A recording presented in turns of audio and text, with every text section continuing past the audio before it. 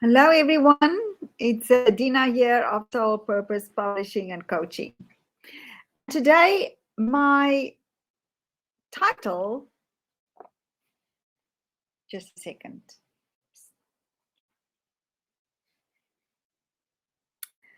Today, the title of my video is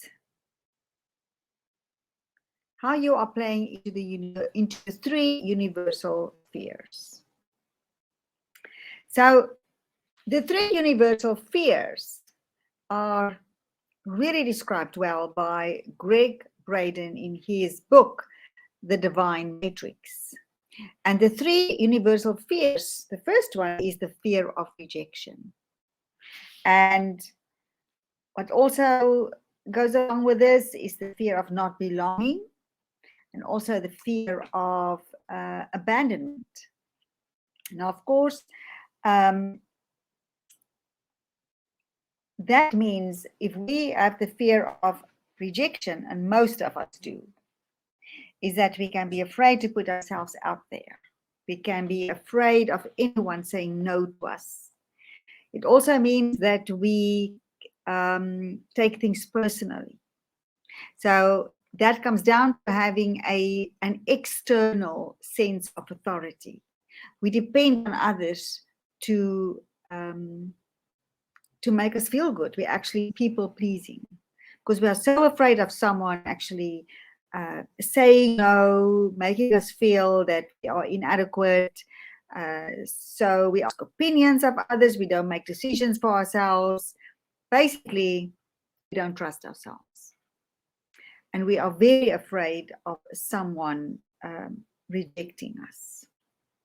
Now, a great question here. And of course, this is all part of conditioning. We've been conditioned into these three universal fears. It's not something to feel bad about or think that you are alone. No, it's universal. So that means about every person has got this, including me, although I've actually overcome this to a large extent, to a great extent. And this is what I want to help you with in this video. So a great question is to really examine this.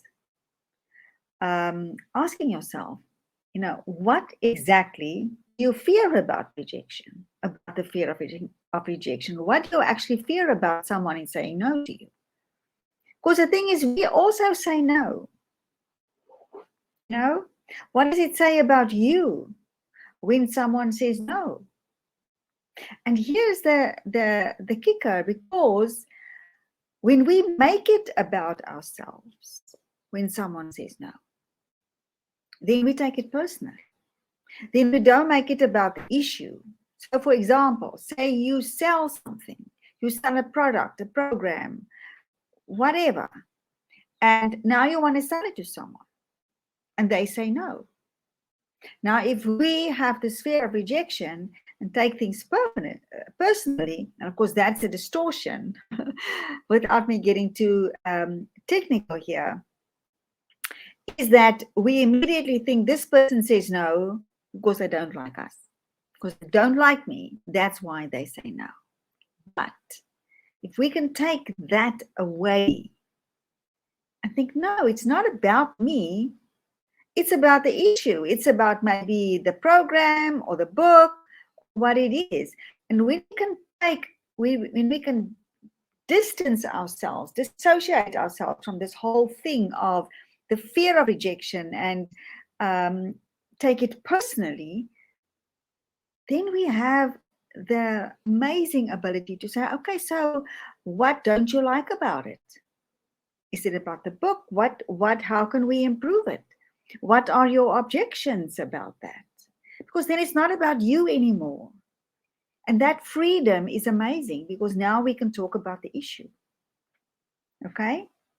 And to not make it about us is really very powerful. That is one of the 4 agreements as well, with that beautiful book by Miguel Ruiz, I think his name, if I have it, the pronunciation right. That is very important. Also in our relationships, that we have a fear of rejection, of someone saying no. We take things personally.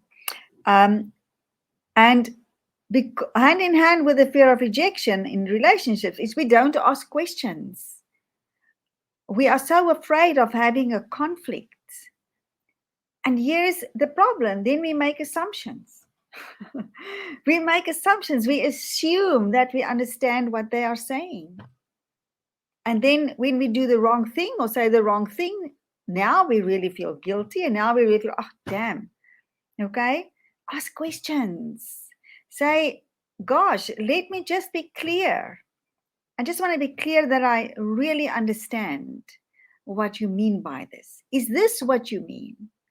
And you will find that the person will probably say, oh, that's not what I mean. This is what I mean.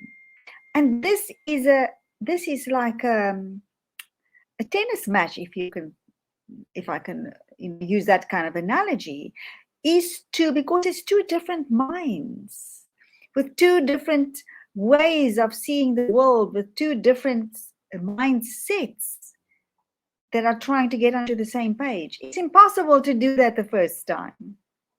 So that's another rule. Don't make assumptions. Okay, ask. It makes the other person feel heard, especially if you come with the attitude of caring. Someone can sense your energy, that you are sincere about understanding. And this also leads to the thing that we are so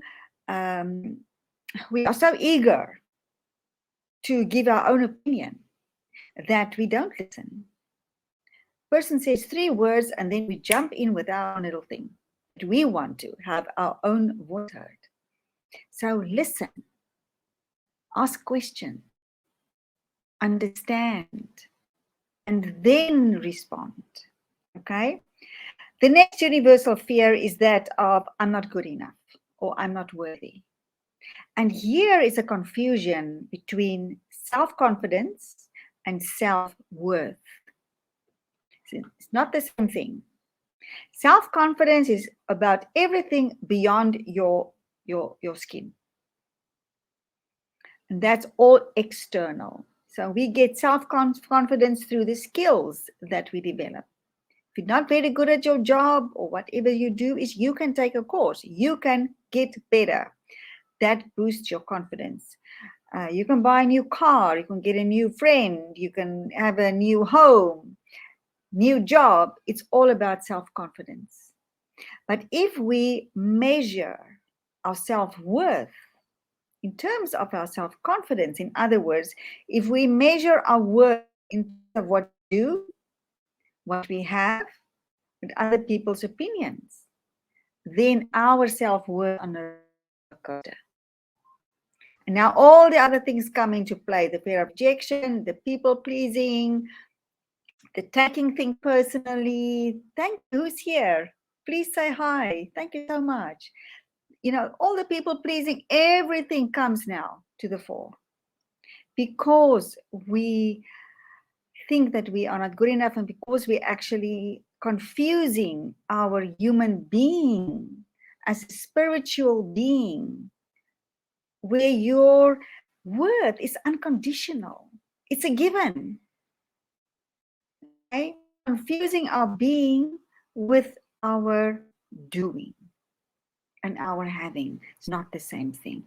So know that you're here for a purpose.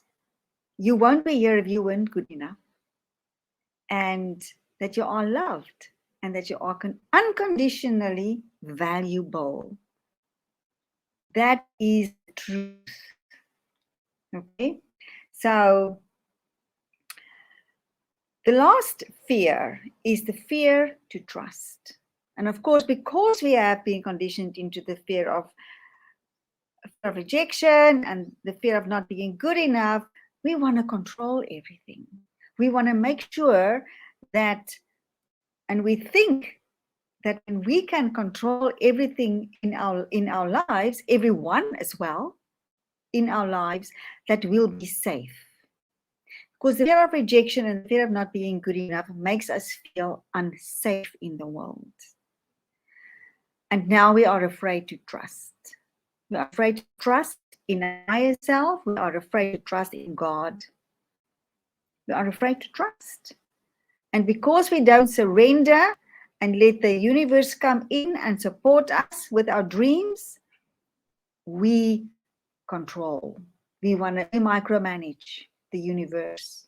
We say, yes, we have these dreams. Oh, but all that we can see is what we don't have.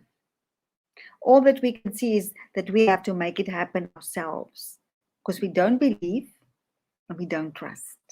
And if we can't do that, that's a higher vibration. We stay in the low vibrations of the universal fears. We can't create. We can't manifest. It's too low. You only manifest from here the same thing that you have now. Got to elevate. You got to trust. And I know that is damn difficult. Okay? I've been there. I've only really gotten to that in my life. Recently, it's going like this. But before that, I take a long time it went like this. So don't be disheartened. Be really compassionate, loving and compassionate about yourself. And just start trusting yourself first. And then start trusting in God. Let me tell you, it's mind-blowing. Okay, this is enough. The video is already too long. I thank you for your time, for being here with me. If you have any questions or comments, please put that below the video. And I'll see you tomorrow. Bye for now.